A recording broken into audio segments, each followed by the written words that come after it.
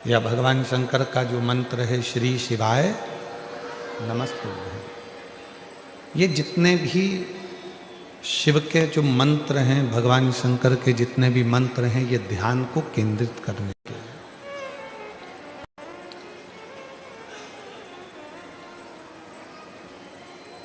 इसलिए शिव महापुराण में 3 उम्र ऐसी बताई है जिन उम्र में हमें अपने मस्तक पर किसको बिठाना चाहिए, ये बताया गया।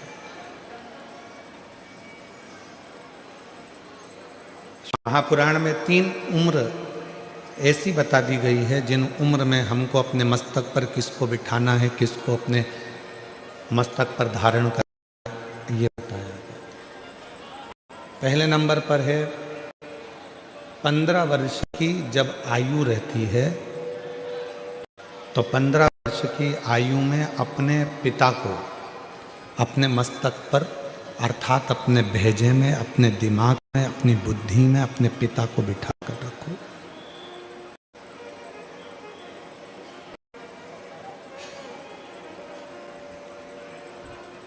पंद्रह वर्ष की आयु में जब पिता 15 वर्ष की आयु में जब पिता हमारी बुद्धि में होंगे, हमारे मस्तक पर होंगे, हमारी दिमाग में होंगे, तो हम कहीं गलत जगह पर नहीं जा पाएंगे। एक 15 वर्ष की आयु ऐसी आयु होती है जिसमें बच्चे भटक जाते हैं, बेटा बेटियां मार्ग से भटकने का प्रयास करते हैं। और जिस बेटा बेटी के दिमाग में, बुद्धि में, मस्तक पर पिताजी बैठे होते हैं, अर्थात उसको ये मालूम होता है कि मेरे पिताजी का मान है, सम्मान है, इज्जत है। अगर गलत जगह पर जाऊंगा तो मेरे पिता का मान घट जाएगा।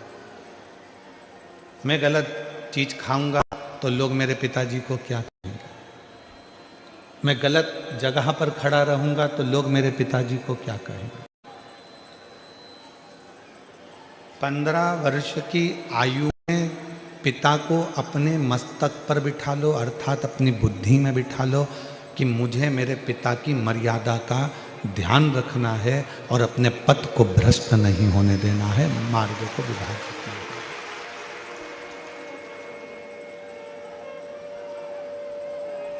एक तो उम्र बता दी 15 साल की, शिव महापुराण ने दूसरी उम्र बता दी 35 साल की,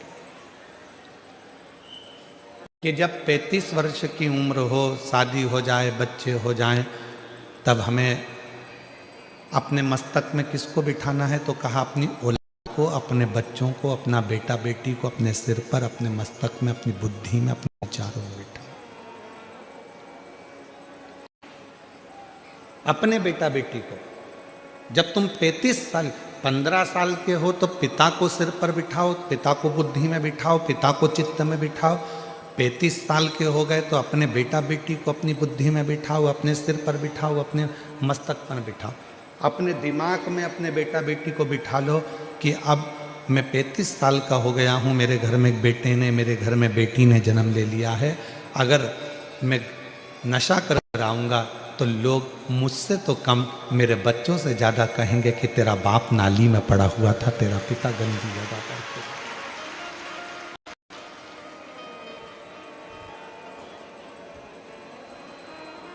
अपने बेटा बेटी को अपनी बुद्धि में बिठाओ कि लोग मुझे कम कहेंगे, मेरे बेटा बेटी को ज़्यादा कहेंगे कि तेरा पिता पागल है, रोड के किनारे पड़ा रहता है, नशा करता है, गलत काम करता है, तेरा बाप ऐसा है, तेरा पिता ऐसा है। तो 15 वर्ष की उम्र में पिता को अपनी बुद्धि में बिठा लो, 35 वर्ष की उम्र में अपने बच्चों को अपनी बुद्धि में बिठा लो, और जब तुम्हारी उम्र फिर 55 वर्ष की हो, 65 वर्ष की हो, 75 वर्ष की हो, तो अपने गुरु को अपनी बुद्धि में बिठा लो कि अगर मैं इस अवस्था में गलत कार्य करूंगा तो मेरे गुरु को कैसे मुख दिखाऊंगा।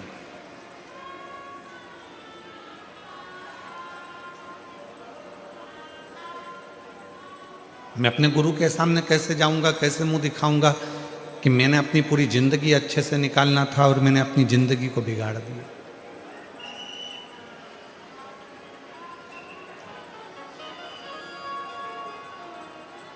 और मत बुरे कर्म कर बंदे वरना पछताएगा।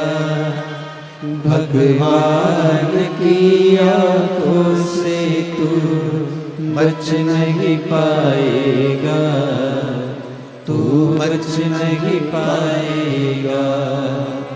अरे ओ अज्ञानी मत करना दानी, अरे ओ अज्ञानी मत करना दानी।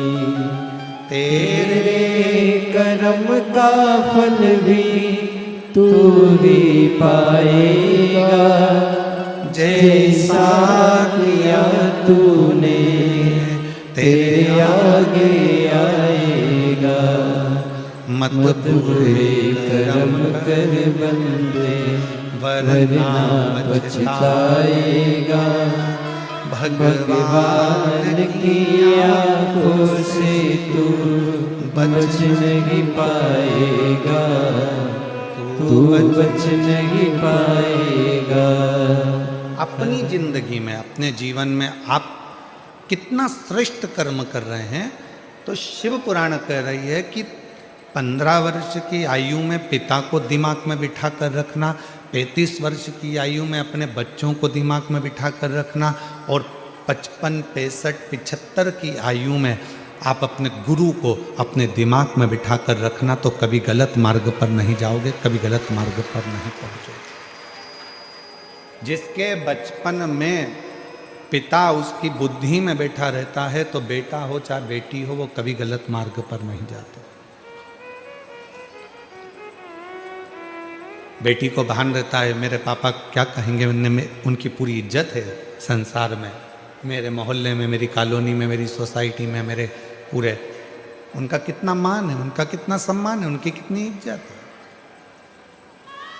अगर मैं गलत काम करूंगी या मैं गलत काम करूंगा तो उनका क्या मान रहेगा, उनकी क्या इज्जत रहेगी, उनका क्या भाव रहेगा।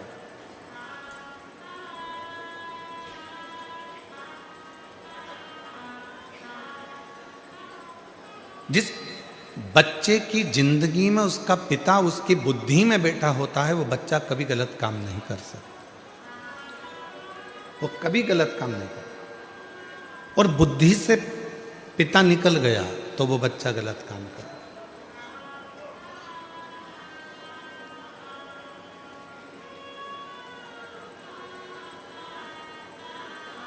शिव महापुराण की कथा में भगवान गणेश जी का पवित्र चरित्र आता है।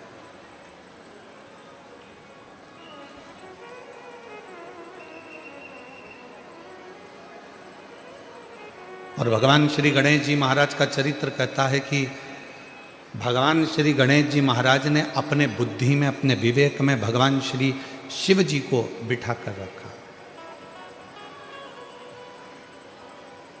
दुनिया के लोग कहते हैं कि बुद्धि के देवता भगवान श्री गणेश जी महाराज हैं। कौन है? जम के बोलो, बुद्धि के देवता कौन है? गणेश जी महाराज। पर कोई तुमसे पूछे कि बुद्धि के देवता को बुद्धि का देवता बनाने वाला कौन है, तो आपको उत्तर देना पड़ेगा कि उनको बुद्धि का देवता बनाने वाला केवल एक है। नहीं तो माता पार्वती जी ने तो अपने तन का उपटन निकाला था, और पार्वती जी ने अपने तन का उपटन निकालकर उसका एक पुतला तैयार करा था। अब उस पुतले में प्राण दे दिया गया था।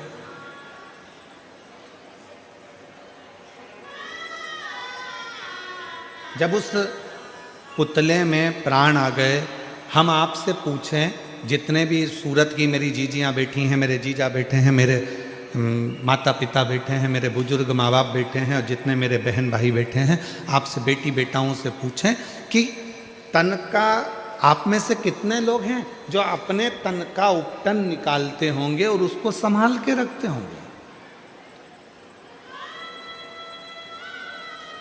कोई नहीं।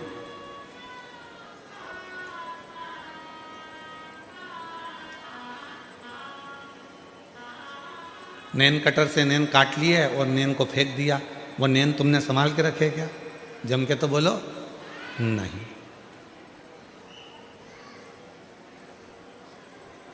कटिंग करवाई, कटे हुए बाल फेंक दिए, उसको संभाल के रखा क्या? नहीं।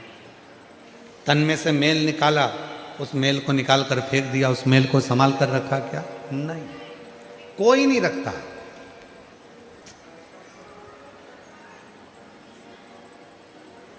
अब उस कटे हुए नख में क्या बुद्धि होगी? कटे हुए बाल में क्या विवेक होगा, बुद्धि होगी? या तन के उस मेल में क्या बुद्धि होगी, क्या विवेक होगा? पार्वती मैया ने अपने तन के उपटन से भगवान श्री विनायक को प्रकट किया, भगवान श्री गणेश जी महाराज को प्रकट किया, और प्रकट कर कर दरवाजे पर ले जाकर बिठा दिया कि अंदर किसी को मत आने देना। परंतु भगवान शंकर उस दरवाजे पर आ गए और भगवान शंकर ने भगवान विनायक की उसी दरवाजे पर 3 परीक्षा ली। दुनिया के लोग कहते हैं कि भगवान ने उसका सिर काट दिया, पर परीक्षा 3 लिए। भगवान श्री शिव जी ने, भगवान शंकर ने 3 परीक्षा ली, और वो 3 परीक्षा, पहले नंबर की परीक्षा ली बालक से कि बालक तुम कौन हो? तो बालक ने कहा मेरी माता अंदर स्नान कर रही है, मैं उनका पुत्र हूं।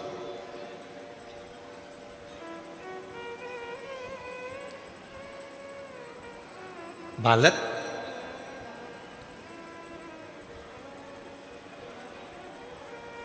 तुम किनके पुत्र हो? मेरी माता अंदर स्नान कर रही है, मैं उनका पुत्र हूं।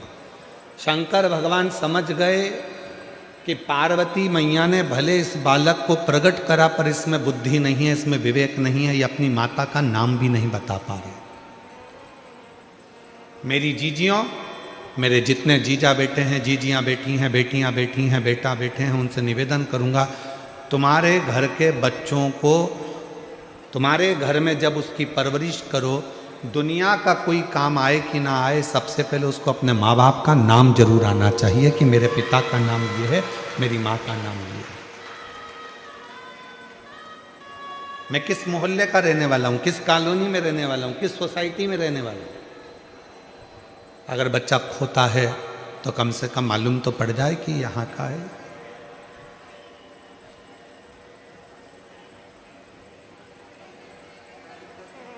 शिव जी समझ गए बुद्धि की कमी है। दूसरे नंबर पर भगवान शंकर ने परीक्षा ली और कहा कि मुझे अंदर जाने दो, और बालक ने उद्दंडता करना प्रारंभ कर दी। इतना अपशब्द बच्चे ने कहना प्रारंभ करा, शंकर भगवान समझ गए कि इसमें विवेक की, इसमें बुद्धि की कमी है।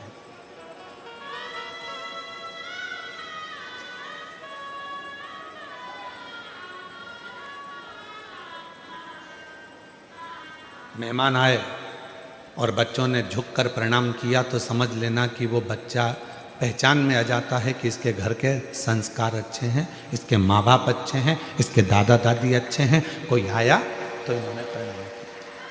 संस्कार। और कई घरों में माँ बाप बच्चे का हाथ पकड़ते हैं, बड़े हो गए बच्चे तो भी हाथ पकड़ के झुक जा, गुरुजी हैं, प्रणाम कर ले, नमन कर ले, धोख लगा ले, लगाते हैं।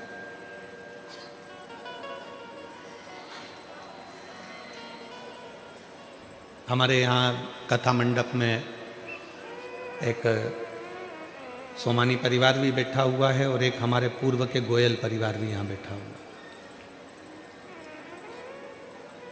हम सोमानी जी के यहाँ पर बैठे हुए हैं। कहीं कहाँ बैठे हुए? अच्छा, स्थान चेंज हो गया है तुम्हारा। तो हम इनके घर गए और इधर गोयल जी भी कहीं बैठी होंगे।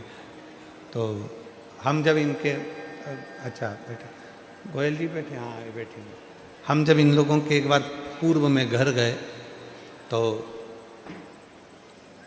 ना सोमानी जी को बोलना पड़ा उनके बच्चों को, ना गोयल जी को बोलना पड़ा अपने बच्चों को कि गुरु जी आए हैं, प्रणाम करो।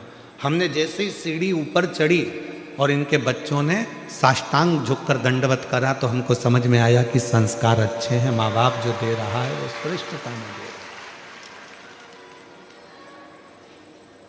सिखाया उतना उद्दंडता हो बच्चों में, मना नहीं। बच्चे बोलने के तेज हो, मना नहीं।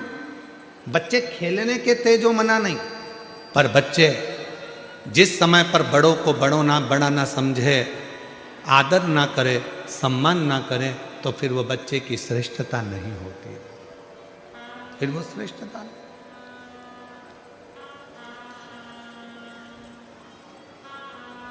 शिव जी जान गए ये उद्दंडता कर रहा है, अपशब्द कह रहा है, तो शिव जी समझ गए कि इसमें बुद्धि नहीं है। 3 परीक्षा मेरे भोले बाबा ने 3 परीक्षा ली, और तीनों परीक्षा में विनायक जिस समय पर उपटन से जो पुतला बना था, 3 परीक्षा में मेरे शंकर भगवान ने उसको देख लिया। पहले नंबर पर अपनी माता का नाम नहीं बता पाया, दूसरे नंबर पर उद्दंडता में शिवजी को अपशब्द कह दिया, और तीसरे नंबर पर भगवान शंकर ने जैसे ही शस्त्र उठाया मारने के लिए, तो उसने भी अपना शस्त्र उठा लिया शिवजी को मारने के लिए। समझ नहीं पाया कि ये उम्र में बड़े हैं।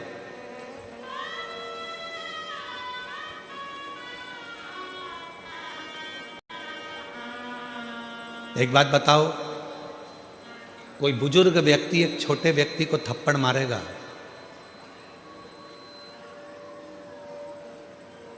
तो कोई दिक्कत है क्या? जम के बताओ, नहीं। पर कोई छोटा 8th क्लास में पढ़ रहा है, 6th क्लास में पढ़ रहा है, 7th क्लास में पढ़ रहा है, 9th क्लास में पढ़ रहा है, 10th क्लास में पढ़ रहा है, और कोई 72 साल का कोई बुजुर्ग व्यक्ति है और उससे झगड़ा हो जाए, और वो 10th क्लास का बच्चा वो 72 वर्ष की आयु वाले व्यक्ति के मुख पर थप्पड़ मारे, तो दुनिया भी कहेगी कि ये घर के संस्कार है। भले वो चिल्ला रहा था, डांट रहा था, अपशब्द कह रहा था, ताने दे रहा था, गाली दे रहा था, आड़ा टेढ़ा कह रहा था, पर तू तो छोटा था ना, तेरी तो बुद्धि में ये बात रहना थी, तुम्हें तो विवेक आना था, तुम तो छोटे थे ना, क्षमा मांग लेते। वो डांट भी देते, मार भी देते, लड़ाई भी कर लेते, कुछ कह भी देते तो चल जाता, पर तुम छोटे होकर बड़े पर हाथ उठा रहे हो, ये श्रेष्ठता नहीं। 3 परीक्षा, 3 परीक्षा, और वो 3 परीक्षा जो ली गई, वो 3 परीक्षा में बालक फेल होता चला गया, तीनों परीक्षा में फेल।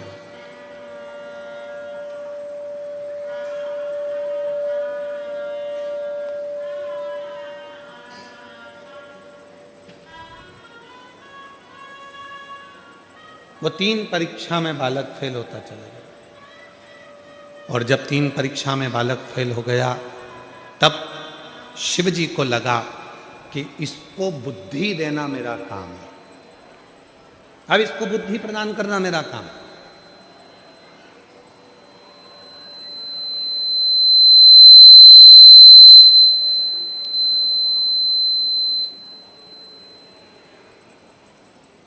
अब इसको बुद्धि देना पड़ेगा मुझे, अब बुद्धि प्रदान करना पड़ेगा मुझे। दुनिया के लोग कहते हैं भगवान श्री गणेश जी महाराज बुद्धि के देवता हैं। शिव महापुराण की कथा कहती है कि गणेश जी महाराज को भी अगर बुद्धि प्रदान कर रहे हैं तो वो मेरे देव अधिदेव महादेव प्रदान कर रहे हैं, मेरे शिव।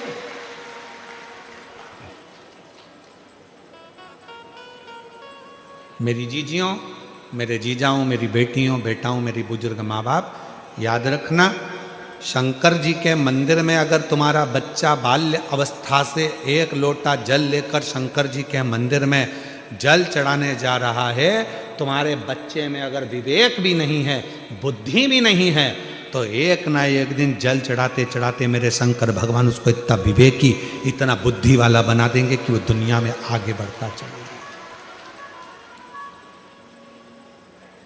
इतना विवेकी, इतना बुद्धि वाला बना देंगे कि वो आगे बढ़ता चलेगा।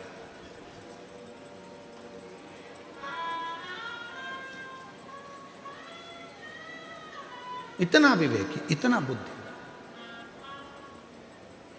अब आपको क्या सिखाना है अपने घर के बच्चों को कि तुम जाओ शंकर जी के मंदिर में 1 लोटा जल चढ़ाओ, शिव जी के मंदिर में जाओ 1 लोटा जल चढ़ाओ। क्यों? क्योंकि हमारे बच्चे को विवेकवान अगर बनाना है तो शिव की शरणागति बहुत जरूरी है। कितना सुंदर कहा, एक बार माता सरस्वती भी अपने स्वरों को भूल गई थी। एक बार माता सरस्वती ने भी अपने स्वर छोड़ दिए थे, स्वर भूल गई थी। श्री शैलम पर पहुंची और श्री शैलम पर पहुंचकर नटराज भगवान शंकर की आराधना करना प्रारंभ करी। और जैसे ही नटराज भगवान शंकर की आराधना करना प्रारंभ करी तो भगवान तुमरुका जी प्रकट हुए और तुमरुका जी को शिव जी ने कहा, माता सरस्वती कुछ चाहती हैं। तुमरुका जी ने कहा, उनके स्वर उनको चाहिए, उनका गायन उनको चाहिए, उनका नृत्य उनको चाहिए, उनका संगीत उनको चाहिए। तब भगवान शंकर ने माता वीणा वादनी जी को भी, माँ बागेश्वरी को भी, माँ सुंदर वीणा वादनी को भी, माँ सरस्वती को भी मेरे शंकर भगवान ने स्वर प्रदान कर दिए थे। ऐसे मेरे देवाधिदेव महादेव हैं, ऐसे मेरे भगवान शंकर हैं, जो सरस्वती को भी स्वर प्रदान कर देते हैं, जो गणेश जी को बुद्धि प्रदान कर देते हैं, जो गणेश जी को रिद्धि सिद्धि प्रदान कर देते हैं और दुनिया का सुख देने के लिए गणेश जी को शुभ लाभ दे देते हैं, अमोद प्रमोद दे देते हैं और दुनिया को शीतलता देने के लिए संतोष रूपी धन संतोषी भी प्रदान कर देते हैं। वो शिव। एक प्रसंग और मिलता है बुद्धि का। शिव महापुराण में एक प्रसंग बुद्धि का और मिलता है, बड़ा सुंदर प्रसंग है। एक संत ने, जो शंकर जी की आराधना करने वाले थे, साधना करने वाले थे, ऐसे एक संत ने संकल्प ले लिया था, 1 वर्ष तक झूठ नहीं बोलूंगा, सत्य पर चलूंगा।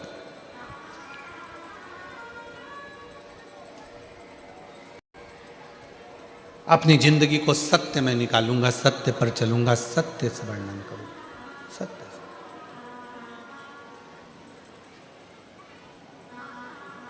और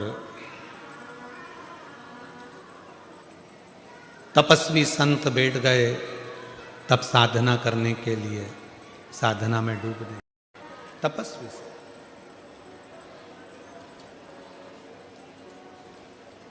एक लक्ष्य बनाया 1 वर्ष का कि झूठ नहीं बोलूंगा। हम आप लोगों से भी निवेदन करते हैं कि आप शिव जी को मानने वाले जितने भी शंकर जी के भक्त हैं उनसे निवेदन है, पूरे साल आप सत्य नहीं बोल सकते, 6 महीना सत्य नहीं बोल सकते, 3 महीना सत्य नहीं बोल सकते, तो हमारा तो निवेदन है 12 महीने में 12 शिवरात्रि आती है, उस शिवरात्रि के दिन भले आप व्रत करें चाहे ना करें, एक व्रत धारण कर लो कि आज के दिन मैं झूठ नहीं बोलूंगा, सुबह से शाम तक मैं केवल सत्य ही बोलूंगा। आप मत बोलो, हमें मालूम है तुम पूरी साल सत्य नहीं बोल पाओगे, और अगर सही में सत्य बोल दोगे तो हो सकता है कि घर में झगड़ा भी हो जाए। हो सकता है वो एक कथा मिलती है ना कि एक बहुत विद्वान महाराज, बहुत विद्वान पंडित जी, इतने विद्वान लोग कहते थे इतने विद्वान पंडित जी तो मरेंगे तो सीधे स्वर्ग जाएंगे, और पंडित जी मरे तो नरक चले गए। अब इतने विद्वान पंडित जी जब नरक गए तो नरक में मोहल्ले के भी गए बहुत सारे, तो उन्होंने पूछ लिया, क्यों पंडित जी, तुम तो इतनी बड़ी सोसाइटी में रहते थे, तब भजन करते थे, तब प्रवचन करते थे, इतनी कथा कहते थे, और तुम मरने के बाद में नरक आ गए, तुम्हें तो स्वर्ग जाना था, आखिर तुम नरक क्यों आए? पंडित जी बोले, मैं मेरी ओर नहीं आया, मेरी पत्नी के कारण नरक आया। तो तुम तुम्हारी पत्नी के कारण नरक क्यों आए? तो कहा, मैं बस कहीं पर भी निकलता था, रोज सुबह के समय पर मेरी पत्नी तैयार होकर आती और मुझसे पूछती कि मैं कैसी लग रही, बस उसी के चक्कर में मैं नरक पहुंच गया। तो तुम उसके चक्कर में नरक कैसे पहुंच गए? तुम मेरे को रोज सुबह से मेरी पत्नी पूछती मैं कैसी लगती हूँ, और मुझे बोलना पड़ता था तुम बहुत अच्छी लगती है। मतलब मेरे को रोज सवेरे सवेरे एक झूठ बोलना पड़ता था, लगती अच्छी नहीं थी फिर भी कहना पड़ता, इसी के चक्कर में मैं नरक पहुंच गया। बस वो एक चक्कर था। तो मेरी जीजियों, आप लोगों से भी निवेदन है, मेरे जीजा जी से रोज मत पूछा करो कि मैं कैसी लग रही हूँ, और वापड़ा तुम्हारे चक्कर में स्वर्ग की जगह नरक पड़ी जावे, कहा मतलब था? मैं कैसी है? ये मेरी पत्नी के चक्कर में हो। तो कहा तुम पूरा समय अगर सत्य नहीं बोल सकते तो केवल एक दिन ऐसा निकालो कि उस दिन मैं सत्य बोलूंगा। और सत्यम शिवम,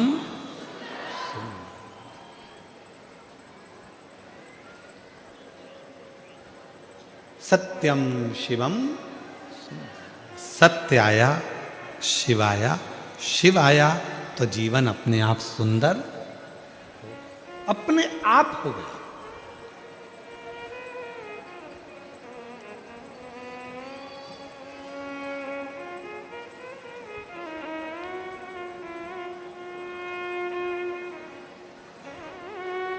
एक हमारे शैलेंद्र भाई बोलते हैं ना, सत्य ही शिव है, शिव ही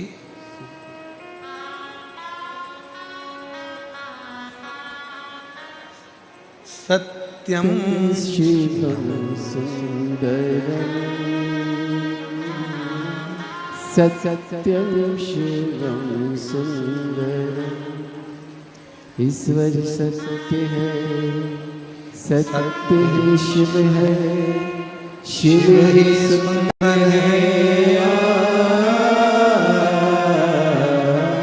सत्यम शिवम सुंदरम,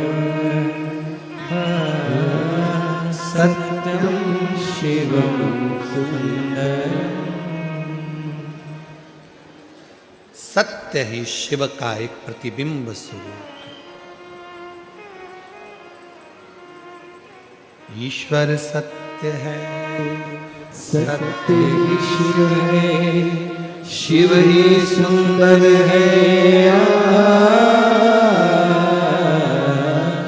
सत्यम शिवम सुंदरम, सत्यम शिवम सुंदरम। यही सत्य को एक संत ने अपने अंदर ये बात उतार ली कि 1 साल तक मैं सत्य बोलूंगा, झूठ नहीं बोलूंगा। एक वन में बैठकर तपस्या करने के लिए वो संत बैठ गए। कसाई के हाथ से गाय छूट गई और वो गाय भागी वन में। संत बैठे थे, कसाई दौड़कर पहुंचा, संत से पूछा, क्यों बाबा यहां से गाय निकली थी, तुमने देखी? अब संत चक्कर में पड़ गए। अगर बोल दूं कि गाय देखी है तो कसाई गाय को पकड़ेगा और काट देगा तो गौ हत्या माथे चढ़ जाएगी। और अगर झूठ बोलता हूं तो मेरा साल भर का व्रत बेकार हो जाता है। अगर झूठ बोलता हूं तो मेरा वर्ष भर का व्रत बेकार हो जाता है।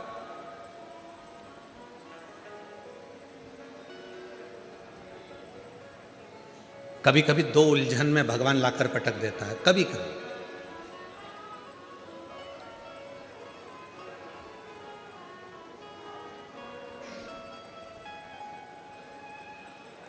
और वो 2 उलझन में परमात्मा ने लाकर छोड़ दिया सत्य के साथ। कसाई पूछ रहा है, बाबा जल्दी बताओ मेरी गाय देखी क्या? अगर बता दूंगा तो गाय कट जाएगी, गौ हत्या माथे चढ़ जाएगी। और अगर नहीं बताऊंगा, झूठ बोल दूंगा तो ये लगेगा कि मैंने 1 साल का नियम लिया था, मेरा सत्य चलेगा। अब ऐसी उलझन में करूं क्या? तो जो संत शिव की साधना करने बैठे था, उस संत ने कहा, हे भोले बाबा, मुझ में बुद्धि नहीं है, विवेक नहीं है। जैसे आपने गणेश जी को बुद्धि का देवता बनाया, आज थोड़ी देर के लिए मुझे बुद्धि प्रदान करो, जिससे मेरा मार्ग प्रशस्त हो सके और मेरा सत्य भी रह जाए और गौ माता भी रह जाए और ये जीवन भी श्रेष्ठ बन जाए। ऐसी मेरी बुद्धि कर दीजिए। और जिस समय पर आप उलझन में फंसे, जिस समय पर आपका विवेक काम ना करे, जिस समय आपको लगे कि मैं बहुत बड़ी उलझन में फंस गया हूं, अब मेरे पास में निर्णय नहीं हो पा रहा, उस समय पर थोड़ी देर शंकर भगवान के मंदिर में जाकर बैठना। और अगर मंदिर ना जा सको तो अपने घर में बैठना और श्री शिवाय नमस्तुभ्यम का उच्चारण करना। नमः आय का उच्चारण करना, ओम नाद करना और ओम नमः शिवाय का उच्चारण करना। थोड़ी देर गहरी सांस लेकर ओम नमः शिवाय का उच्चारण करना। जब प्रारंभ करेंगे, नेत्र बंद रहेंगे, भुकुटी तनी रहेगी, उस समय पर शिव स्वयं तुम्हारी बुद्धि में आकर विराजमान हो जाएगा। स्वयं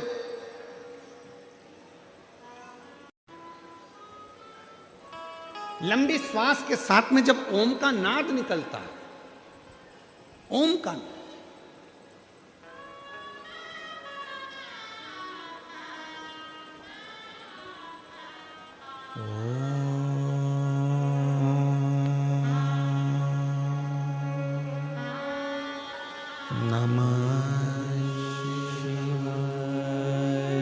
जितने भी बैठे हैं सावधान मुद्रा में बैठकर 5 बार ओम का लंबा स्वर और नमः शिवाय का स्मरण कर कर देखिएगा। नेत्र थोड़े से बंद रहेंगे, भुकुटी में आपका ध्यान रहेगा, मस्तक के केंद्र बिंदु ब्रह्मांड में आपकी बुद्धि जाएगी और आप शिव से ये आह्वान करेंगे कि मुझे अच्छी बुद्धि, अच्छा विवेक दीजिए, मुझे ऐसा बुद्धि और ऐसा विवेक दीजिए कि जिंदगी में मैं कभी धोखा ना खाऊं, किसी के दरवाजे पर जाकर मुझे मांगने की जरूरत ना पड़े, जो मिले तेरे दरवाजे से मिले। शिव तेरे साक्षीकरण मेरे ब्रह्मांड के केंद्र बिंदु में हो, ऐसा स्मरण कर कर सावधान मुद्रा में ओम का लंबा नाद, साथ में नमः शिवाय का स्मरण।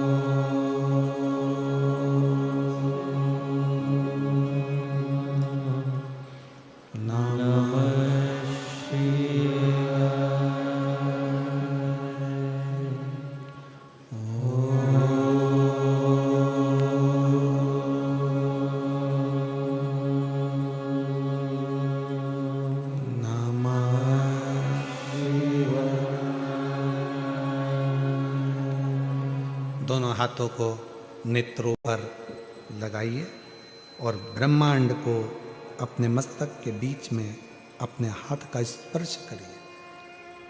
शिव हमारी बुद्धि को केंद्रित करते हैं।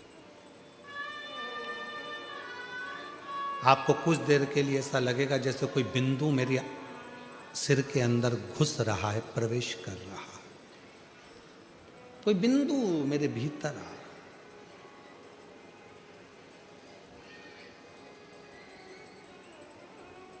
1 वर्ष का नियम लिया है सत्य बोलने का और ये सामने उलझन आकर खड़ी हो गई। इस उलझन को सुलझाऊं कैसे?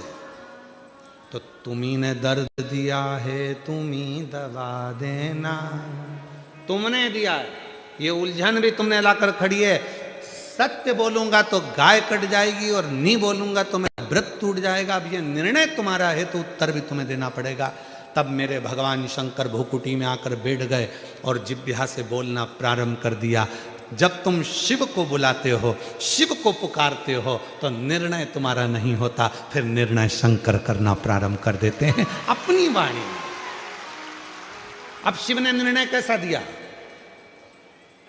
कसाई पूछ रहा है, बाबा जल्दी बोलो, मेरी गाय दूर चली जाएगी, जल्दी बोलो, मुझे मेरी गाय पकड़ना है। बाबा सत्य बोलना, बिल्कुल सही बताना, क्या तुमने गाय को देखा है? तो बाबा बोले, नेत्र देखते हैं पर बोलते नहीं है। नेत्र देखते हैं पर बोलते नहीं है, और जिह्वा देखती नहीं है, बोलती है। तो निर्णय मैं कैसे दे सकता हूं? नेत्र ने देखा, वो बोलेगा नहीं, और जिह्वा देखी ही नहीं तो बोले क्या? खा।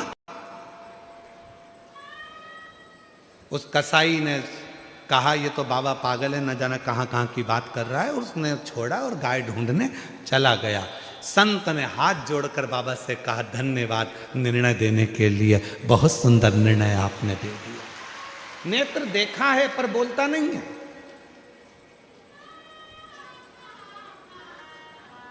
कभी कभी अपने घर की मर्यादा को बचाने के लिए, कभी कभी अपने घर की मर्यादा को रखने के लिए, कभी कभी अपने घर की मर्यादा को सुरक्षित रखने के लिए घर के बुजुर्गों को भले आंखों से वो कुछ भी देख लें पर उनकी जिह्वा बोलती नहीं है,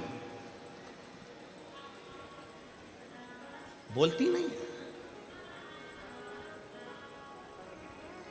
बहू पूछती है क्या मम्मी, मैंने सुना है कि ये आपके जो बेटे हैं ये ऐसे हैं, ये गलत काम करते हैं, ये ऐसे। माँ ने भले देखा हो पर कभी कभी माँ उन दृष्टि के उत्तर को भी चुप रहकर मौनता में रख लेती है।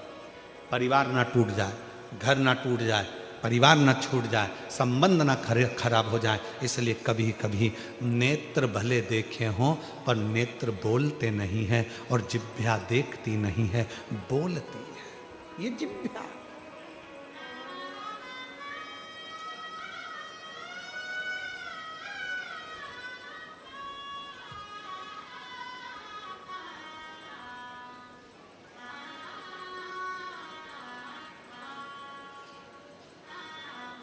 तुम्हारे यहां लड़ाई में बंदूक चलती है? अरे उत्तर तो दो। डंडे चलते हैं, तलवार चलती है। अरे जब बड़े बड़े दंगे होते हैं, लड़ाई होती है, विवाद होते हैं तो बोल दो तो सही। जूता चलता है, चप्पल चलती है, घूसे चलते हैं। अरे बोलो तो जम के। डंडे चलते हैं, तलवार चलती है, बंदूक चलती है। बंदूक कब चलती है, तलवार कब चलती है, डंडे कब चलते? छोटू भाई बहुत अच्छा प्रसंग है, स्मरण करिएगा। डंडे चलते हैं, तलवार चलती है, जूता चलता है, चप्पल चलती है और घूसे चलते हैं। ये सब बाद में चलते हैं, सबसे पहले जीवान चलती है। अगर ये जीवान नहीं चले तो तलवार भी नहीं चले, घूसा भी नहीं चले, जूते भी नहीं चले, चप्पल भी नहीं चले, बंदूक भी नहीं चले और तलवार भी नहीं चले। अगर ये जीवान नहीं चले तो सबसे पहले चलती है जीवान, और जीवान चलती है तब जीवान की लड़ाई इतनी बढ़ जाती है कि आखिरी में तलवार चलती है, फिर बंदूक चलती है, फिर फरसे चलते हैं, जूता चलता है, चप्पल चलता है, घूसे चलते हैं। कब चलते हैं? जब जीवान चलती है। इसलिए निवेदन है ये सब अपने जगह पर रखे कि रखे रहेंगे, एक भी नहीं चलेगा अगर तुम्हारी जीवान ना चले तो। जीवान को कंट्रोल में रखो, जीवान कंट्रोल। जिह्वा कंट्रोल में होगी तो किसी की सामर्थ्यता नहीं है कि कहीं का जूता उठा के चला दे, चलाए वाला।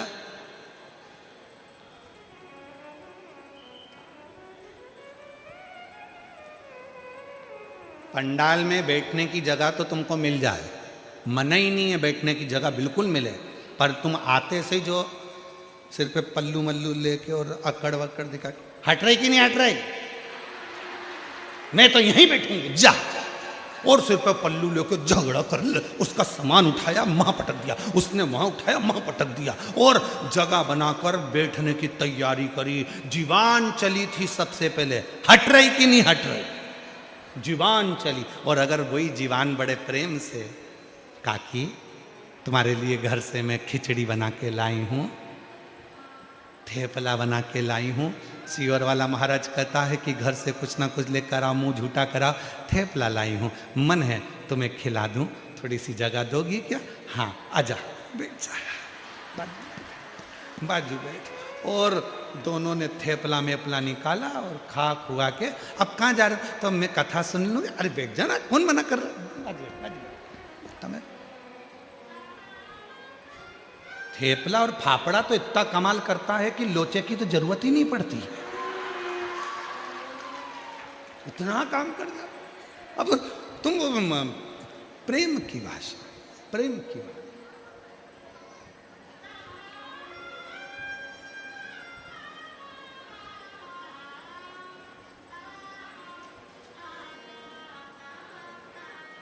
अगर मीठी वाणी है तो सब कुछ मिल सकता, जिभ्या ना चले सब कुछ प्राप्त हो सकता। प्रेम सबसे ज्यादा ट्रेन में अगर दोस्ती होती है तो तंबाकू खाने वालों की होती है। काहे मिश्रा जी, ठीक बोले हैं हम तुमसे इसलिए बोले, तुम उत्तर प्रदेश से आते होगे तो कभी कभी तुम्हारी ट्रेन में भी देखना। सबसे अच्छी दोस्ती अगर होती है सेंगर जी, तो तंबाकू खाने वालों की दोस्ती बड़ी अच्छी होती है। बहुत लड़ाई झगड़ा, बहुत जगह नहीं मिल रही, ये नहीं मिल रही, वो नहीं मिल रही, खूब लड़ाई झगड़ा, और इतनी देर में लड़ाई झगड़ा करा, जगह नी भी दे रहा है, नी भी दे रहा है, नी भी दे रहा है, और जो खड़ा हुआ व्यक्ति है ना, वो धीरे से जेब में से निकाल ले और मल ले। फिर जो साइड में बैठा है, आओ भाई साहब, आओ इधर बैठो, ला थोड़ी सी देना जरा, और उनने भी ली, उनने भी मला, मलते मलते फिर पूछ लिया, क्यों, कहाँ जा रहे? कहीं नहीं है, सूरत जा रहे। अच्छा, सूरत में कहाँ रहते हो? सुमानी जी कहाँ है? सूरत में कहाँ रहते हो? तो कहा ये जगह। अब ठीक है, अच्छा वहाँ वहीं तो मैं रहता हूँ। अच्छा, दुकान है अपनी, तो काय की? उड़ाने की। तो क्या मेरी भी उड़ाने की? तो तुम्हारी क्या? क्या मेरी पतंग उड़ाने की है? और तुम्हारी क्या अफवाह उड़ाने की? फालतू की चीज मैं ही उड़ाता हूं। किसकी लड़की भागी, किसके लड़के ने शादी करी, कौन गलत जगह गया, ये सब उड़ाने का काम मेरा ही है। अच्छा ठीक है। उसने कहा नहीं, हमारी तो मकर संक्रांति पे खूब उड़ती है, तो क्या हम तो हर रोज उड़ा देते हैं। तो और दोनों ने मिल मुला के खाया। इतनी पहचान बढ़ गई, इतनी पहचान बढ़ गई कि दोनों सूरत में मिले तो एक साथ बैठ के सीवर वाला महाराज की कथा सुने, एक साथ, इतनी पहचान।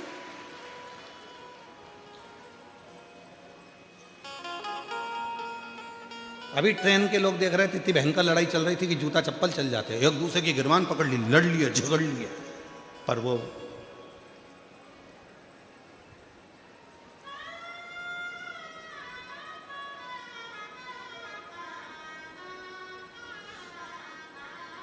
रखा।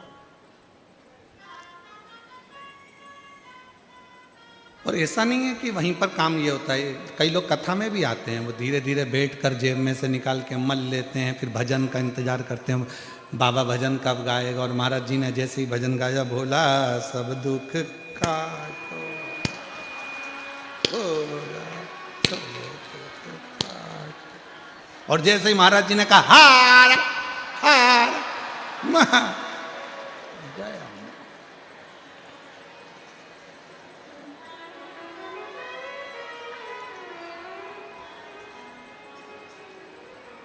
इतनी समझता है।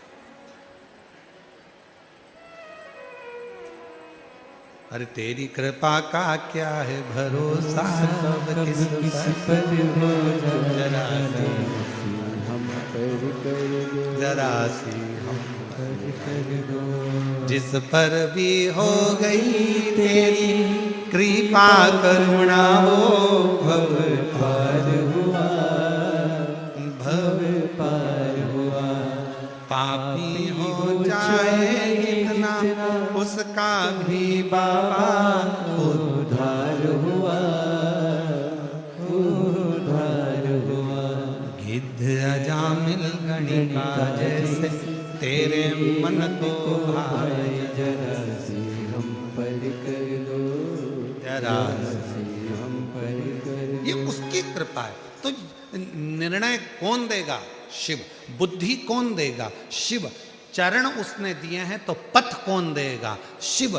पेट उसने दिया है तो भोजन कौन देगा? शिव। नेत्र उसने दिया है तो एक बार दर्शन कौन देगा? तो वो शिव देगा, कभी ना कभी देगा। विश्वास प्रबल, विश्वास। और विश्वासी तो शिव है। एक पत्र है, अच्छा है, देखिए। विश्वास शिव है, पत्र देखिए।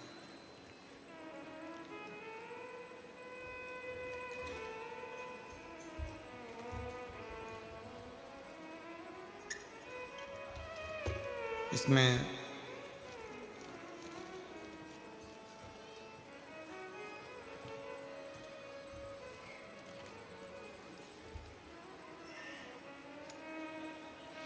नाम नहीं लिखा, इसलिए इस पत्र को हम नहीं पढ़ रहे हैं। उसमें नाम ही नहीं है किसका है।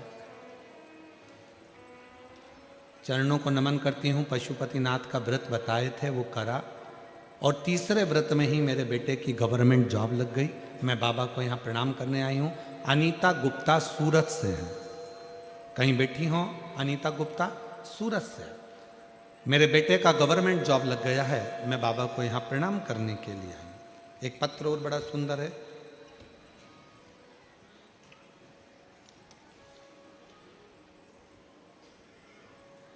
योगिता मनोज गुरु, आपसे विनम्र निवेदन चाहती हूँ। हम मूल रूप से महाराष्ट्र के निवासी हैं, परंतु वर्तमान में सूरत के निवासी हैं।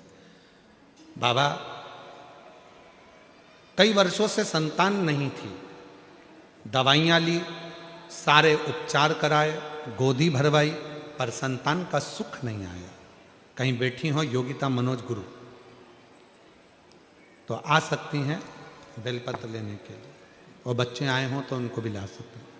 कई वर्षों तक संतान का सुख नहीं हुआ, तब आपके अनुसार हमने सीहोर के कंकर शंकर मंगवाकर प्रतिदिन उसका पूजन किया, जल का सेवन किया, पशुपतिनाथ का व्रत किया, उपवास रखा, आपके तुमरुका जी नाम स्मरण करते हुए सफ़ेद आंकड़े की जड़ शंकर जी के मंदिर में जाकर बांधी। इन सभी उपायों को हमने पूरे वर्ष तक निरंतर श्रद्धा नियम के साथ किया, और बाबा ने ऐसी कृपा कर दी कि 22 जुलाई 2024 को शिव की कृपा से मेरे घर में जुड़वा 2 पुत्रों ने जन्म लिया। पहले पुत्र का नाम हमने रुद्र रखा है, दूसरे पुत्र का नाम हमने रोशन रखा है। दोनों का हम फोटो लगा रहे हैं। ये शिव की कृपा से, बाबा की कृपा से हमें प्राप्त हुए हैं, जो कई वर्षों के बाद जब हम कई वर्ष निकल गए, संतान का सुख नहीं हुआ था, तब शिव की कृपा से ये संतान का सुख प्राप्त हुआ। अर्थात विश्वास, भरोसा, दृढ़ता, ये आपके भीतर होना चाहिए। जब आपने विचार कर लिया कि मेरी बुद्धि मेरी नहीं है, शिव देंगे, मैं अड़चन में फंसी हुई हूं, मैं सोच नहीं पा रहा कि मैं क्या करूं, कोई निर्णय नहीं हो पा रहा, तब उस शिव को बुला। श्री शिवाय नमस्तुभ्यं, श्री शिवाय नमस्तुभ्यं, श्री शिवाय नमस्तुभ्यं, श्री शिवाय नमस्तुभ्यं, श्री शिवाय नमस्तुभ्यं, श्री शिवाय नमस्तुभ्यं। तब निर्णय देगा तो शिव देगा। पार्वती मैया ने अपने तन के उपटन से बालक का निर्माण तो कर दिया, पर उसमें विवेक कहां से आए, बुद्धि कहां से?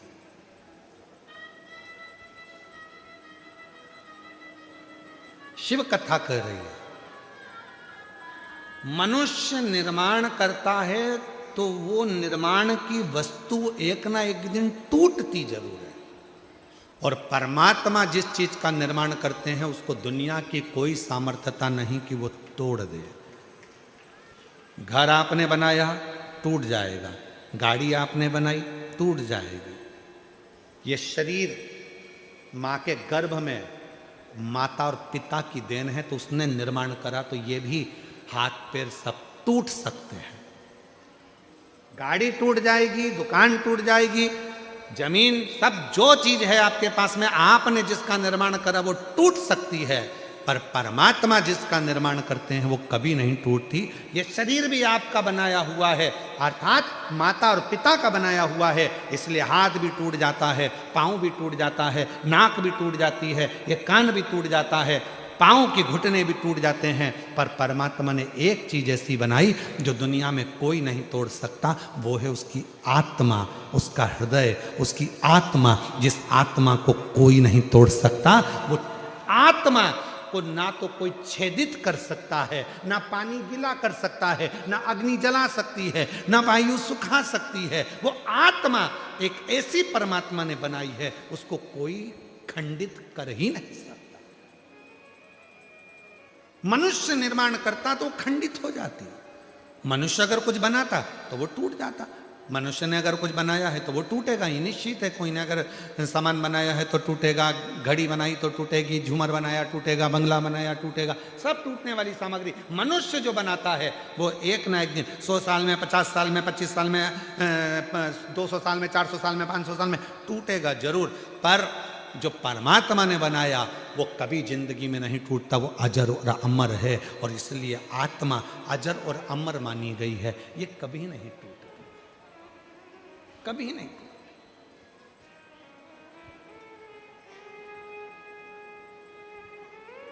पार्वती जी ने एक बार शिव जी से पूछ लिया था, आप जब इस आत्मा को अमर कर सकते हो, आत्मा को नहीं टूटने देते हो, तो क्या आप अपने भक्तों को भी कभी टूटने नहीं देते हो? शिव जी ने वचन दिया, सुनो पार्वती, जो मेरा ध्यान करता है, जो मुझे भजता है, मेरा स्मरण करता है, उसको दुनिया में कभी मैं टूटने नहीं देता। उसको इतना मजबूत कर देता हूं कि वो प्रखर हो जाता है, प्रबल। बस वो विश्वास मुझ पर करे, वो भरोसा मुझ पर करे। उसको ये विश्वास होना चाहिए कि उधर मेरे परमात्मा ने दिया है तो पेट वो भरेगा। हाँ, मेहनत तुम्हें करना है, परिश्रम तुम्हें करना है, संघर्ष तुम्हें करना है। सियोर वाला बाबा कहता है कि एक बेलपत्री में शहद लगाकर शंकर भगवान को लगाओ और फिर बाबा निर्णय देगा। पर सियोर वाले महाराज ने उसके साथ में एक बात और कही है कि मेहनत तुम्हें करना पड़ेगा, रात दिन एक करना पड़ेगा, पूरा परिश्रम तुम्हें करना पड़ेगा, पूरा परिश्रम तुम्हें करना पड़ेगा, तब तुम्हारा रिजल्ट जो आएगा वो तुम्हारे पक्ष में आएगा, पक्ष में।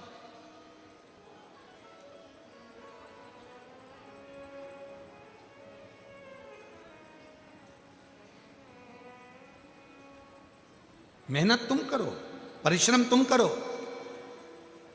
कई लोग कह देते हैं हमारा ये काम नहीं चल रहा, हमारी फैक्ट्री नहीं चल रही, हमारी दुकान नहीं चल रही, ऐसा लग रहा है किसी ने हमारी फैक्ट्री पे टोना कर दिया, ऐसा लग रहा है किसी ने टोटका कर दिया, ऐसा लग रहा है हमारी दुकान को किसी ने बांध दिया, ऐसा लग रहा है कि हमारे ऊपर किसी ने काला जादू कर दिया, किसी ने ऐसा कर दिया।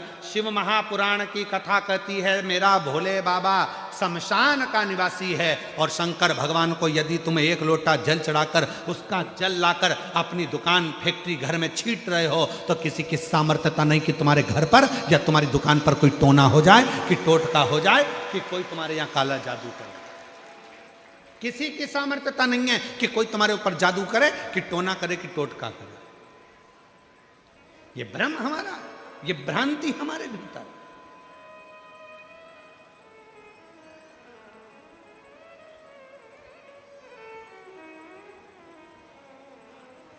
शिव के पास सब है।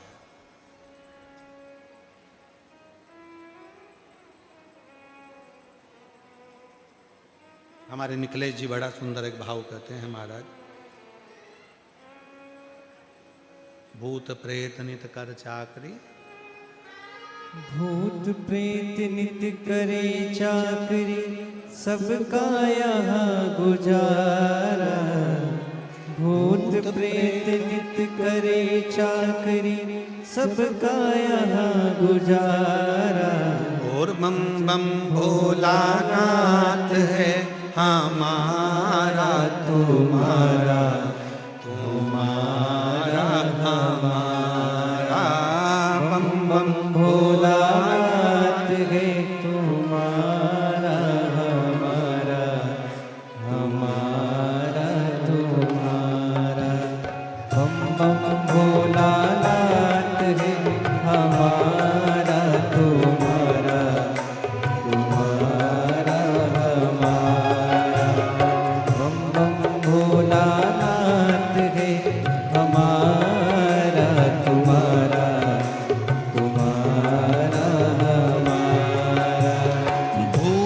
प्रेत नित करे चाकरी, सबका यहाँ गुजारा।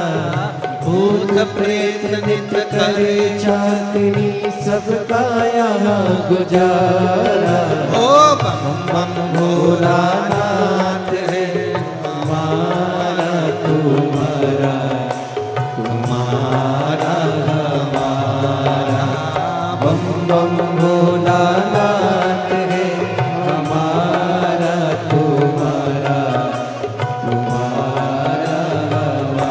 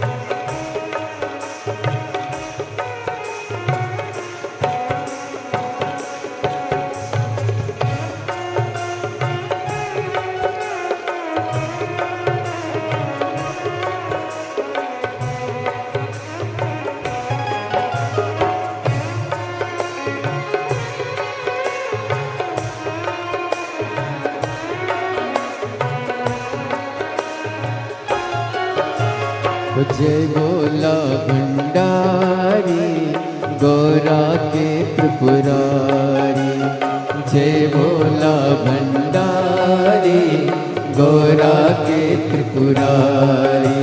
और रखियो लाज हमारी सारे जग हितकारी, रखियो लाज हमारी सारे जग हितकारी।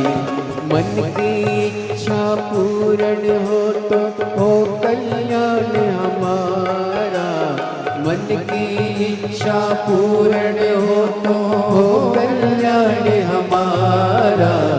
अजय भोलानाथ ये दरबार तुम्हारा, दरबार तुम्हारा।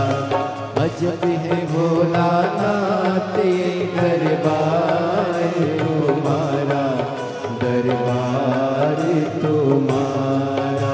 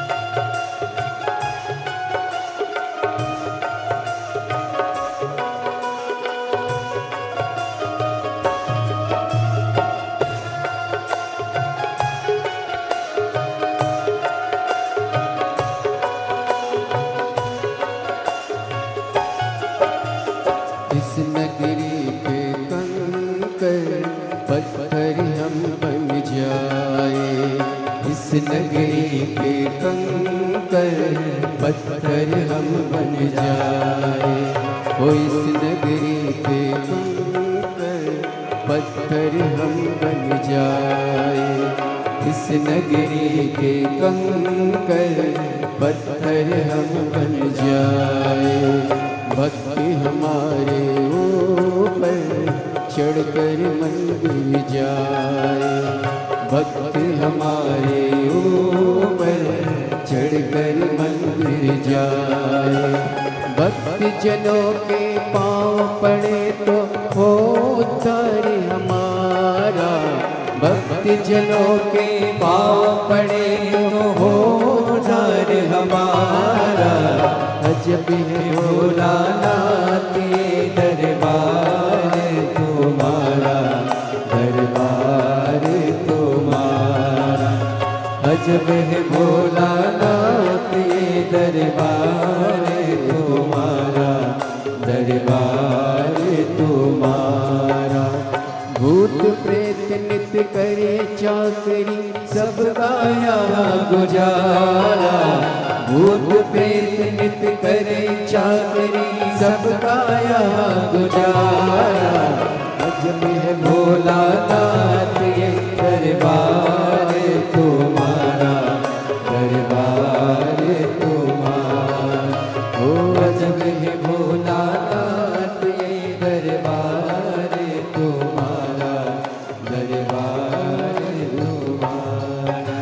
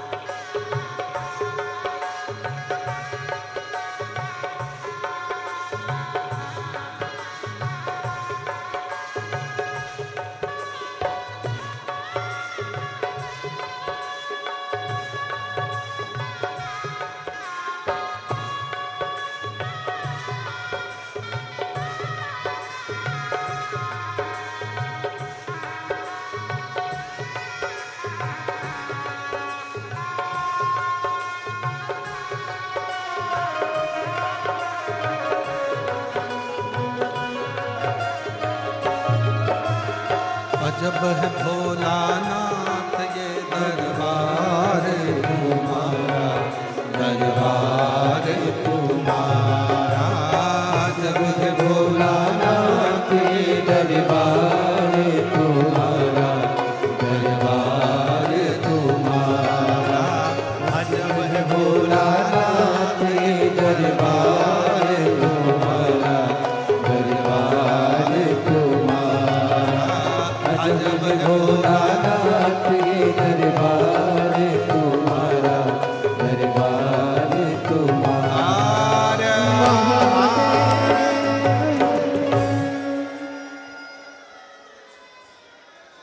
अपने स्थान पर बैठकर भगवान देवाधिदेव महादेव को अपने मन का भाव कहें, दिल से प्रार्थना करें, विनय करें, निवेदन करें। जहाँ जगह मिले वहाँ बैठकर बाबा को अपने मन का भाव कहें। आज कथा का पंचम दिवस है। 2 दिन की कथा हो रही है, कल और परसों। कल कथा का 6ठा दिन रहेगा और 6ठा दिन मतलब जम के बोलो शिवरात्रि। शिव महापुराण में जो कथा का 6ठा दिन रहता है,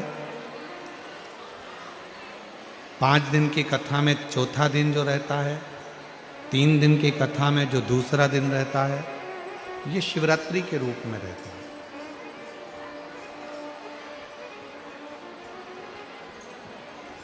कल भी कथा का समय यही 2 बजे से 5 बजे तक रहेगा, पर परसों जब कथा विराम होगी तब कथा का समय सुबह 8 बजे से 11 बजे तक रहेगा।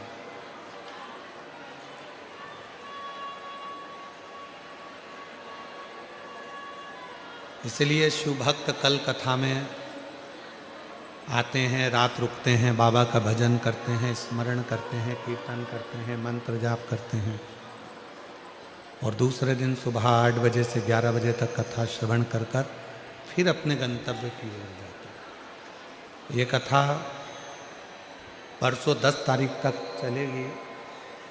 एक लड़के को भेजकर उसको सुनवाया। परसों 10 तारीख तक कथा चलेगी, फिर 16 तारीख से 22 तारीख तक शिव महापुराण की कथा बड़ौदा गुजरात में रहेगी। 1 बजे से 4 बजे तक कथा का समय रहेगा।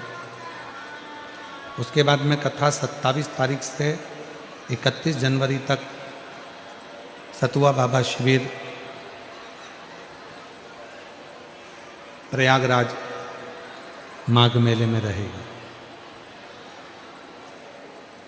जो नांदेड़ में कथा थी 5 दिन की फरवरी में, वो कथा अभी कैंसिल कर दी गई है, क्योंकि सीहोर में जो रुद्राक्ष उत्सव है उसकी तैयारी करना है।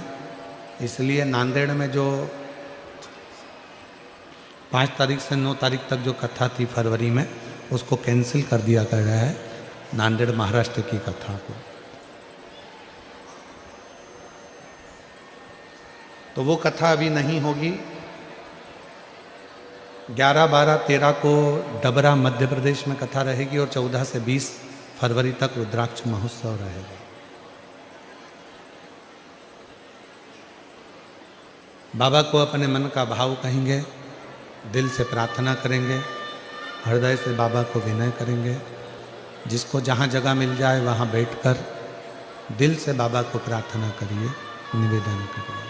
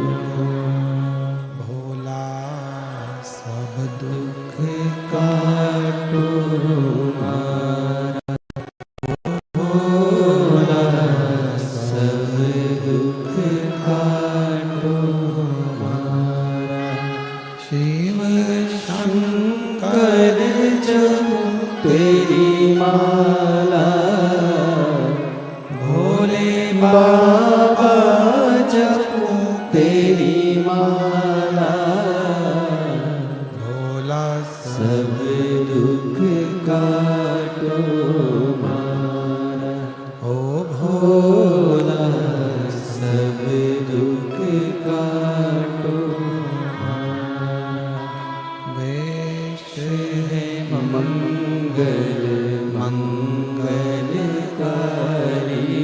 वेश है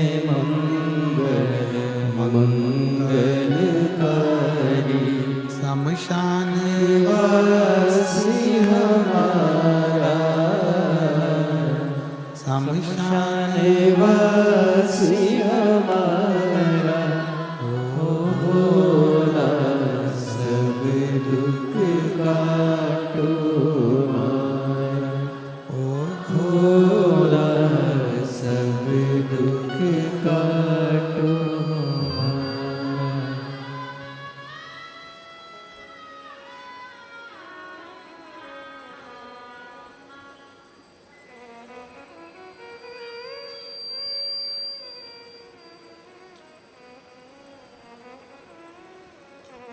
बाबा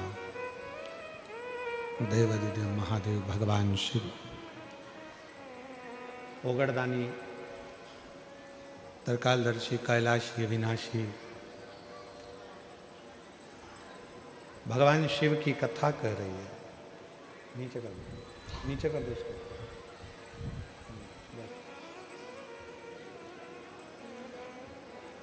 भगवान शंकर का पवित्र चरित्र कह रहा है।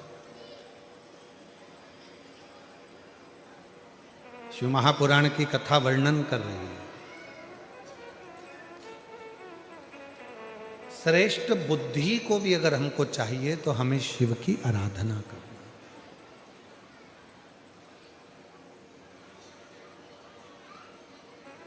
श्रेष्ठ बुद्धि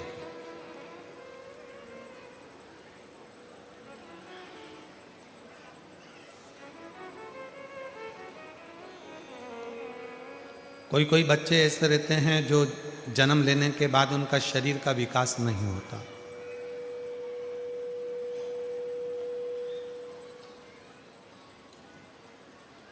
मुख में से राल टपकती रहती है, पलंग पर सोए रहते हैं, हिलते नहीं, शरीर उनका काम नहीं करता, उसको गोदी में रखना पड़ता है, ले जाना लाना पड़ता है। उसको अपनी इंद्रियों का भी ध्यान नहीं रहता कि उसको वॉशरूम आई है, कि उसको कुछ खाना है या पीना है या कुछ, उसको सुध नहीं। उन बच्चों के लिए भी शिव महापुराण में एक बड़ा सुंदर सा प्रसंग आता है।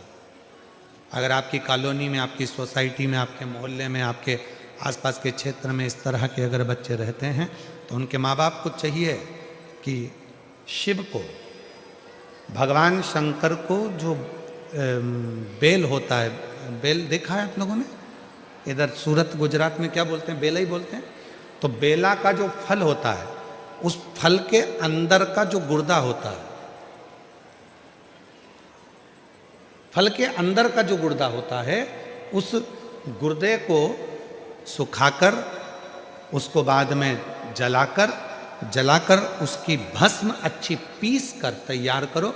और जिस दिन सोमवार की अष्टमी हो, सोमवार के दिन अगर अष्टमी की तिथि पड़ जाती है या अष्टमी के दिन सोमवार पड़ जाता है, तो उस दिन देवादिदेव महादेव को अगर मंदिर में आप वो भस्म नहीं चढ़ा सकते तो घर में ही उस बाबा को थोड़ी सी चुटकी भरकर भस्म, वो जो बेले की भस्म बनाई है वो शिव को समर्पित कर दो। उसी भस्म को निकालकर उठाकर जो डब्बी में ज़्यादा भस्म है उसी में उसको डाल लो, और उस भस्म को बिल्कुल पिसी बारीक एकदम महीन भस्म को, जो बच्चा राल टपकाता है या उसका शरीर का विकास नहीं होता है, शरीर कमज़ोर है, वो उठ नहीं सकता, बैठ नहीं सकता, इंद्रियों का भान नहीं रहता, उस बच्चे को यदि थोड़ी थोड़ी भस्म प्रदोष समय के पहले, प्रदोष काल के पहले, शाम के समय के पहले अगर उस भस्म को थोड़ी सी मात्रा में, जरा सी मात्रा में अगर उसकी जिह्वा पर लगाया जाए तो धीरे धीरे उसकी इंद्रियां काम करना प्रारंभ कर देती है। इंद्रियां काम करती हैं। डॉक्टर का भी इलाज करवाओ, डॉक्टर को भी दिखाते रहो, क्योंकि डॉक्टर शिव का एक रूप मानते हैं शिव पुराण में। और साथ में शिव जी पर भरोसा भी करो, विश्वास।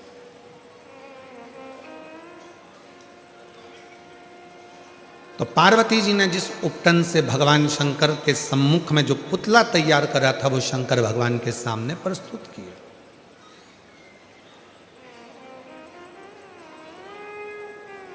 और जब वो पुतला देखा गया तो शिव जी ने उसकी परीक्षा ली। भगवान शंकर ने 3 परीक्षा विनायक की ली है, 3 परीक्षा। और आप सबके सम्मुख में है कि लोग कहते हैं भगवान शंकर ने उनके ही पुत्र का शीश काट दिया, उनके ही बेटे का सिर काट दिया, उनके ही बेटे का सिर काट दिया। सिर काटा नहीं है, भगवान शंकर ने जो मस्तिष्क था, जो बुद्धि थी, जो विवेक था, वो श्रेष्ठ नहीं है। इसलिए शिव जी ने उनको शीश काटना मतलब बुद्धि को हटा देना। जो गलत बुद्धि है, गलत विचार है, गलत सोच है, गलत दृष्टि है, उसको हटाकर श्रेष्ठ बुद्धि का निर्माण कर देना और बुद्धि के देवता भगवान श्री गणेश जी को प्रकट कर देना। ये मेरे शंकर भगवान ने कहा, ये मेरे शिव जी ने कहा, ये मेरे ओघड़दानी, मेरे भगवान देवाधिदेव महादेव भगवान शंकर ने किया, ये शिव ने। अच्छा, हनुमान चालीसा में एक लाइन आती है, आप लोग पढ़ते होंगे, अष्ट सिद्धि, बोलते जाओ, अष्ट सिद्धि नवनिधि के असबर दीन जानकी, राम रसायन तुमरे पासा, सदा रहो रघुपति के। एक लाइन आई है, अष्ट सिद्धि नवनिधि के दाता। मतलब हनुमान जी महाराज को ये लाइन क्यों लिखी तुलसी मामा ने? लिखने का केवल एक कारण था, क्योंकि शंकर भगवान के अंश अवतार श्री हनुमान जी महाराज हैं और शंकर भगवान अष्ट सिद्धि नवनिधि सर्वबुद्धि के देने वाले हैं। जो अपने बेटे को भी बुद्धि दे देते हैं, वो संसार के हर जीव को कहीं ना कहीं बुद्धि प्रदान कर सकते हैं। अष्ट सिद्धि नवनिधि के दाता, असबर दीन जानकी माता, राम रसायन तुमरे पास, सदा रहो रघुपति के, तुमरे भजन राम को पावे, जन्म जन्म के दुख बिसरावे। अष्ट सिद्धि नवनिधि के दाता श्री शिव जी, भगवान शंकर। और वही भगवान शंकर, वही मेरे ओघड़दानी, वही मेरे शिव जी। पार्वती मैया ने देखा कि मेरे बेटे का सिर कट गया, जिसको मैंने तैयार करा था वो बेटे का सिर कट चुका है और ये बेटा है ही नहीं। अब मेरे बेटे का मस्तक कहां से आएगा, कौन लाएगा? शंकर भगवान के सामने पार्वती मैया हाथ जोड़कर बोली, आपने मेरे बेटे का सिर काटा है तो आप ही जोड़ोगे। और यही तो माता पार्वती जी सारे जगत को बताना चाहती हैं कि तुम्ही ने दर्द दिया है, तुम्ही दवा दोगे। उधर किसने दिया? बोलते जाओ, भगवान ने। तो भोजन कौन देगा? अरे बोलो जम के, भगवान। मेहनत किसको करना है? अपन को। परिश्रम अपने को करना है, मेहनत अपने को करना है, पर फल देगा। और इसका एक प्रसंग है, ये बक्सा चल रहा है, इसका एक प्रसंग है और बड़ा सुंदर सा एक प्रसंग आता है। एक मलुक नाम का एक लड़का था, उसका दोस्त शिव जी का बड़ा भगत था। शंकर भगवान के मंदिर में वो रोज जाता, रोज जल चढ़ाता, शिव जी की आराधना करता, साधना करता, भजन करता और ये दिन रात उस पर कटाक्ष करता, दिन भर उस पर तर्क करता मलु। अब एक दिन मल्लुक ने अपने दोस्तों को रोक लिया, कहाँ जा रहा है? कि मंदिर जा रहा हूं। अरे थोड़ा काम धंधा कर ले, या जा जरा काम धंधा कर। ये शंकर भगवान को नहलाने से, लोटा भर के जल चढ़ाने से कोई शंकर जी कुछ थोड़ी ना दे देगा। काम नहीं करेगा तो क्या शंकर जी खाने को दे देगा? लड़ाई हो गई मल्लुक की और उसके दोस्त की। नहीं करूंगा काम तो भी मेरा भोलेनाथ खाने को देगा। मल्लुक ने कहा, अगर तेरा भोलेनाथ काम नहीं करूं और खाने को दे तो मैं भी चल करने को तैयार हूं। एक परीक्षा करूंगा, वन में जाकर बैठ जाऊंगा, देखूं तेरा भोलेनाथ मुझे खाने को देता है कि नहीं देता। अगर मेरे शंकर भगवान ने तुझे खाने को दे दिया तो काम मैं रोज एक लोटा जल चढ़ाने के लिए शंकर जी के मंदिर में जाऊंगा। और अगर तेरे शंकर भगवान ने मुझे खाने को नहीं दिया तो काम मैं मंदिर जाना छोड़ दूंगा, लोटा भर जल चढ़ाना छोड़ दूंगा। दोनों में झगड़ा हो गया, दोनों में लड़ाई हो गई। अब दोनों में झगड़ा हो गया और जो मल्लुक था वो लड़ झगड़ के जंगल में चले गया। जंगल में जाकर उसने विचार करा, जंगल में रहूंगा और कोई मुझे भोजन देकर चले गया तो एक काम करता हूं, ये पीपल के पेड़ पे चढ़ के बैठ जाता हूं, कोई आएगा भी नहीं भोजन देगा भी नहीं, और भोजन नहीं मिलेगा तो मेरा दोस्त मंदिर जाना छोड़ देगा और मेरा झंझट मिट जाएगा, फिर मेरे साथ घूमेगा, एंजॉय करेगा। ठीक है, पेड़ पे चढ़ गया। इसका दोस्त गया शंकर जी के मंदिर में जल चढ़ाकर बोला, भोले बाबा वो मलुक गया है, उसमें अक्ल नहीं है, परीक्षा लेने गया है आपकी कि भोलेनाथ खाने को देगा क्या। बाबा उसका पेट भर देना बेचारे का, भूखा रहेगा। जल चढ़ाया, और जैसे ही जल चढ़ाया शंकर भगवान को और दोस्त घर पर आया, आने के बाद तुरंत आज शिवजी ने जो लीला करी वो देखिए। शंकर भगवान ने ऐसी लीला कर दी कि एक गाय चराने वाला कपड़े में 4 रोटी बांधकर उसमें थोड़ा सा अचार और कांदा रखकर लाया और विचार करने लगा, मुझे गाय यहीं पर चराना है, मेरी रोटी कहीं दूसरा ना खा जाए, इसलिए इसको पीपल के पेड़ पे टांग देता। रोटी टांग दी पीपल के पेड़ पे।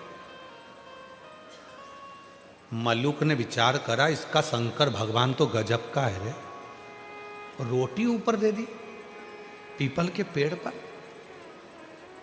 पर वो तो कह रहा था कि भगवान खिला कर जाता है, नहीं खाऊंगा, रोटी टंगी है, खा नहीं रहा। अब थोड़ा बहुत तो हाथ पैर खुद भी हिलाओ जी, खाने को ही तैयार नहीं। इसका दोस्त शाम के समय भगवान के मंदिर में जाकर, बाबा भोलेनाथ मेरा दोस्त भूखा होगा, उसको खाना खिला देना।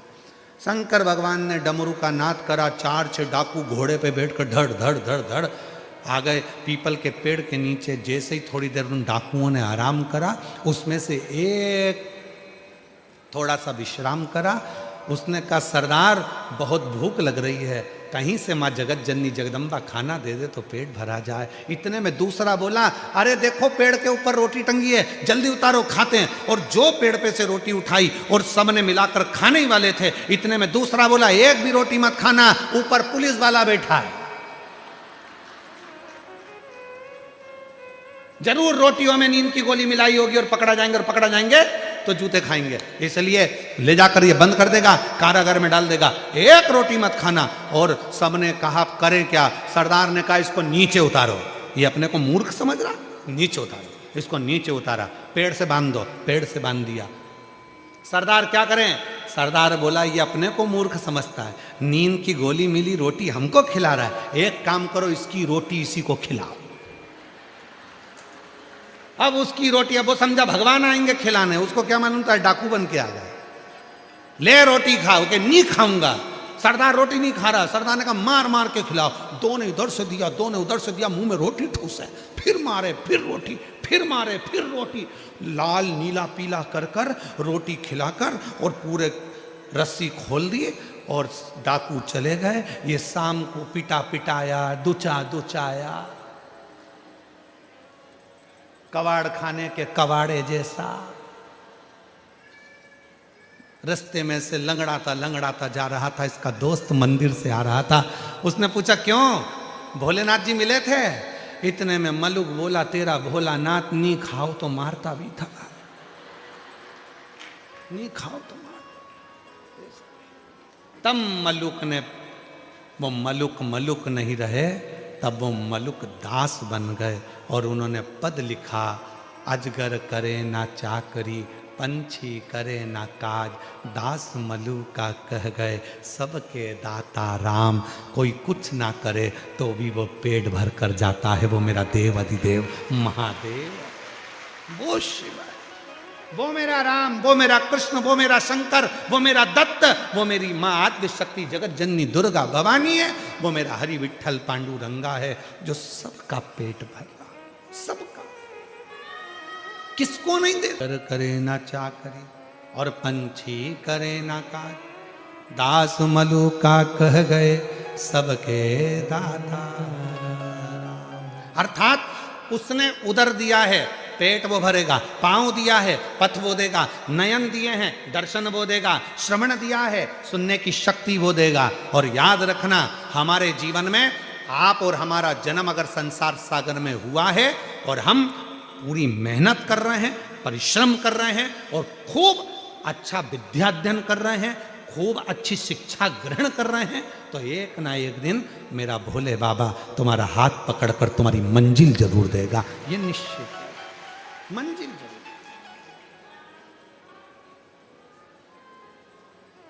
खाली ना जाता कोई दर से तुम्हारे, खाली ना जाता, बोलिए सब बोलो, दर से तुम्हारे मैं भी खड़ी हूँ नंदी बागे फसारे, अपने हृदय से लगा लगा लो, गिरा जा रहा हो, उठा लो उठा लो, भोले अपने दर से अब तो न टालो, गिरी जा रही हूँ,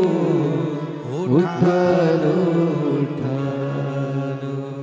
भक्ति का बल विश्वास के साथ अगर बढ़ाओगे तो शिव तुम्हारे साथ में है, तुम्हारे साथ। भगवान शंकर तुम्हारे साथ है। मां पार्वती मैया के पुत्र का शीश कटा, पार्वती मां बिलखने लगी, चिल्लाने लगी, मेरा बेटा का शीश कट गया, कौन जोड़े, कौन जोड़े।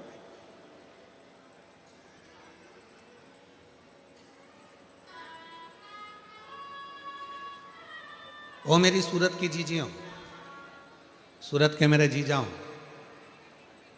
मेरी बेटियों बेटाओं, मेरे बुजुर्ग माँ बाप, याद रखना विश्वास का दिखावा मत करना। कई लोग कह देते हैं हम तो भगवान पर इतना भरोसा करते हैं, हम शिव जी पर इतना भरोसा, ना ना ना, ये बोला ही नहीं जाता, इसको बोला नहीं जाता।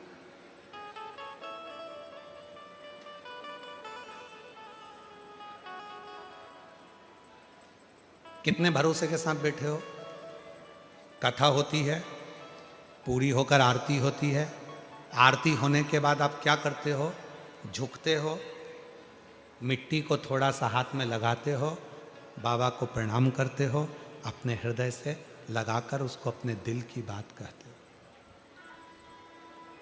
अपने हृदय।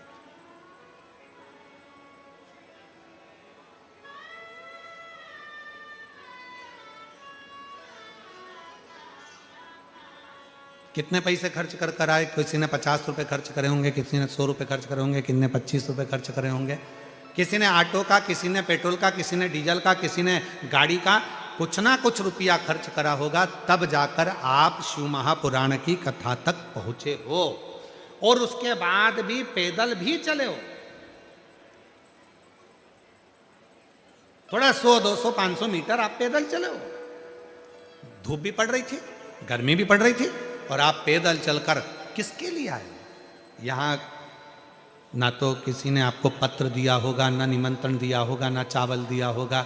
छोटू भाई, मुझे नहीं लगता कि किसी के घर में पत्र गया हो या चावल गया, नहीं गया ना, किसी के यहाँ निमंत्रण नहीं गया, किसी के यहाँ पत्र नहीं गया। पूरे सूरत में कहीं गाड़ी नहीं घूमी कि ये आयोजन होने वाला है, गाड़ी भी नहीं घूमी है, कोई डीजे भी नहीं बजा, कुछ भी नहीं। आप किसके लिए आए हो? सियोर वाले बाबा के लिए भी आप नहीं आए, सियोर वाले महाराज के लिए आप नहीं आए, आप आए हो डमरू वाले के लिए, शिव के लिए, शंकर के लिए, ओघड़दानी के लिए, त्रिकालदर्शी के लिए, कैलाशी अविनाशी के लिए। आप उस शंकर के लिए, आप उस शिव के लिए। इसलिए आप जब उठते हो, आरती होने के बाद में जब कर्पूर गौरम होता है, कर्पूर गौरम होने के बाद में जब आप उठते हो कर्पूर गौरम होने के बाद में, तो भूमि को जब आप नमन करके अपने मन की बात करते हो, तो आप कथा सुनने के लिए नहीं, आप शंकर से अपने दिल की बात कहने के लिए आए हो। आरती होते से ही मेरा भोले बाबा आपके मन की बात को आपके हृदय की बात को मेरा शंभु, मेरा शंकर, मेरा त्रिकालदर्शी, मेरा कैलाशी अविनाशी उसको स्वीकार करता है और फिर आपको सुख प्रदान करता है। आप उससे कहने के लिए, आप उसको नमन करने के लिए, आप उससे कहने के लिए।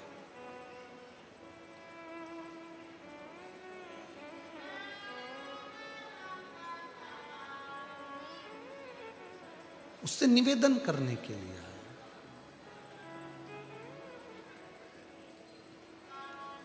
जहां वो छुपा होता है वो निकल कर एक समय सामने आ ही जाता है। जहां वो छुपा है,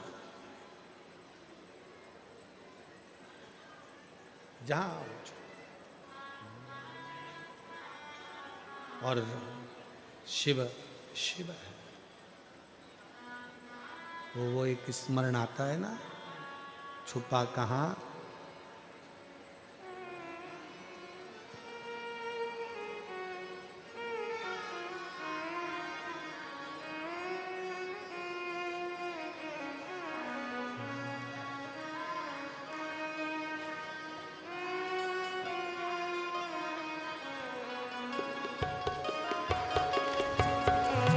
डमरू वाले आ जाते, याद सताए, मेरा ये भरोसा कहीं टूट न जाए। ओ काशी वाले आजा तेरी याद सताए, मेरा ये भरोसा सब गाइए। टूट न जाए।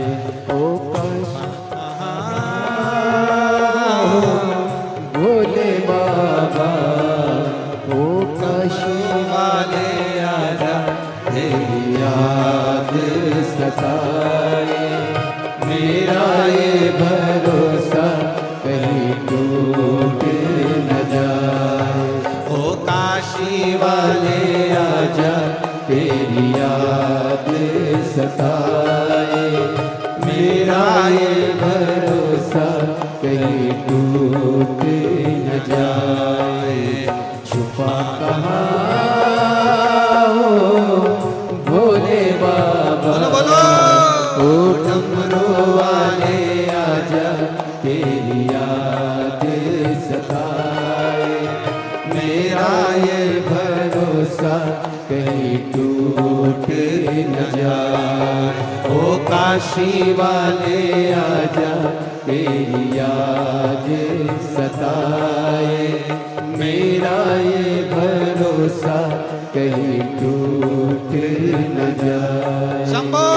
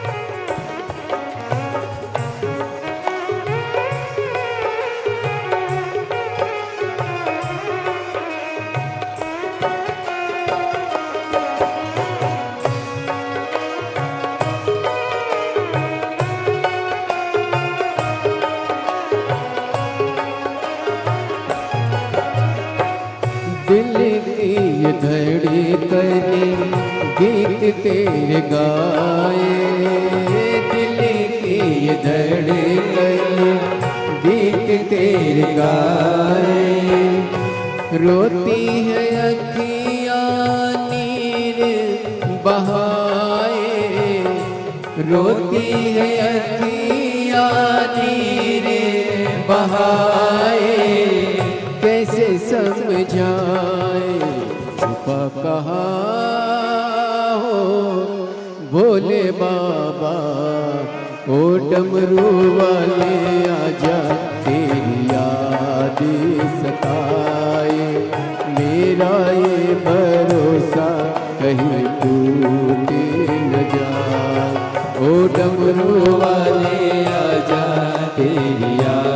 दे सताए, मेरा ये भरोसा कहीं टूट न जाए।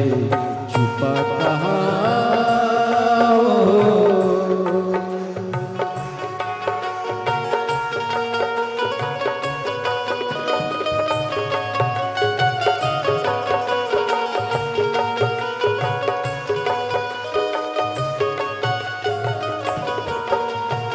हमारे बीच में गौरव बापू जी पधारे हैं। एक बार जोरदार ताली बजाकर संत महादेव का जोरदार ताली स्वागत। जय हो।